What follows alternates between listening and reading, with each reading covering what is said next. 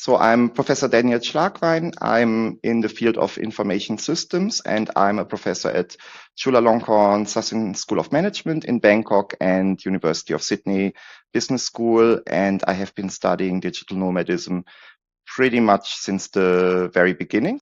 I'm Madeline Martinaire. I live here in Chiang Mai and really excited to be part of this residency.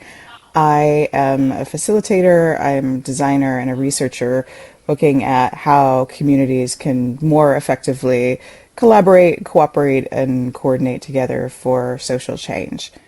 My name is Sam Chua, and I'm one of the co-hosts for the Nomad Futures Lab as part of CosmoLocal CNX this September 2026.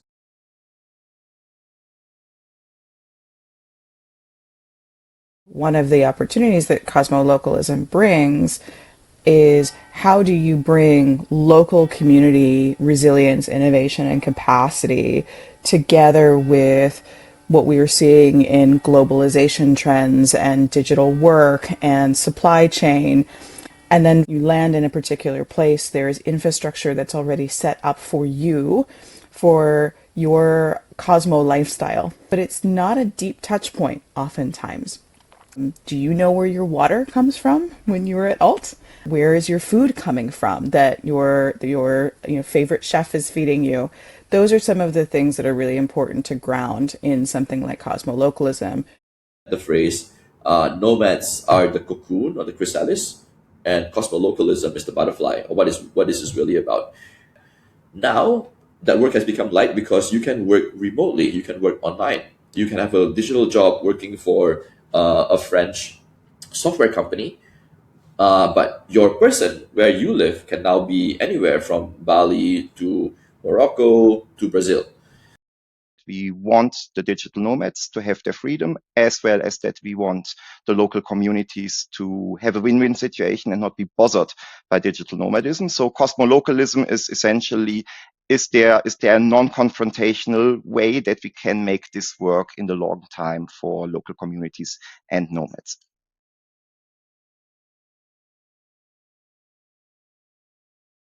The Nomad Friendly District is essentially the long-term outcome of the CosmoLocal CNX event, conference and residency and pop-up village, which we envision as a specific place in Chiang Mai, and it is optimized of creating this nomad local community interactions and win-win that we want to achieve.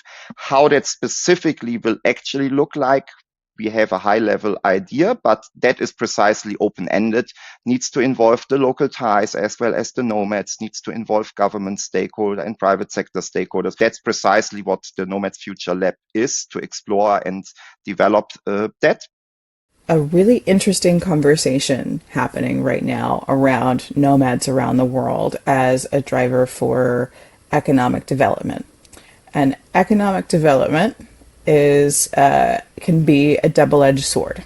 Something we've talked about a lot in conversations around planning this program is the recognition of kind of the spectrum of transience, where you do have your tourists who are popping in for a week or two, or maybe a month.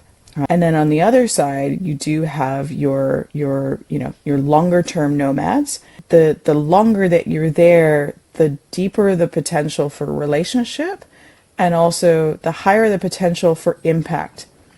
And impact can be positive, neutral, or negative.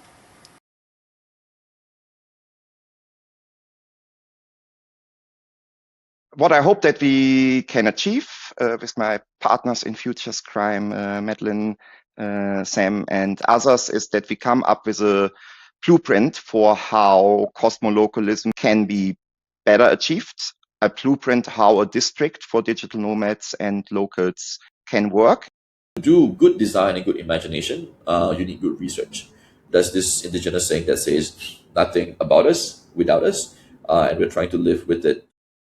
The intention of this is by the end, we're actually going to have a couple outputs. So one is the beginnings of called a blueprint. We also have an exhibition at the end that will coincide with Main Week. The other two things that we will have coming out of that is a publication called Flyways, And this is going to be both in Thai and English. And so the opportunity is to continue to build on this, whether through academic papers, whether through collaborations with other spaces, to really see how we can continue this forward. Because it's very easy for us to do a design session, publish our ideas, and then what? And so in this one, we're starting with the and then what? And working our way backwards from there. Going to be an opening event on September 1. Then there's a connected workshop in Bangkok, September 3, 4. And then we're going to seriously get into the trenches and work on it from September 7. Data collection, research, workshops, discussion with locals, and prototyping of the blueprint for the Nomad Friendly District. And then in the final week, that's more like a conference set up.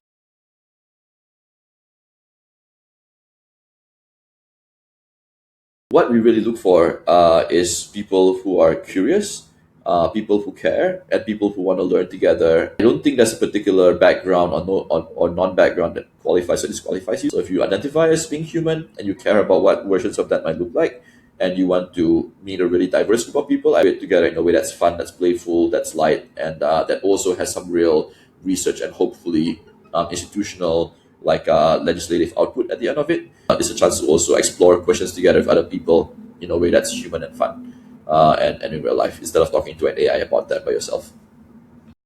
Any of this resonates, we should have a conversation.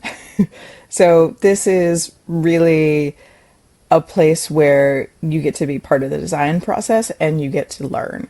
And so if this is something that is interesting to you, either because of the Chiang Mai context or because this is tickling something in your brain about work that you were doing elsewhere in the world, this is a place to come. So I hope you join us. Yes, looking forward to that.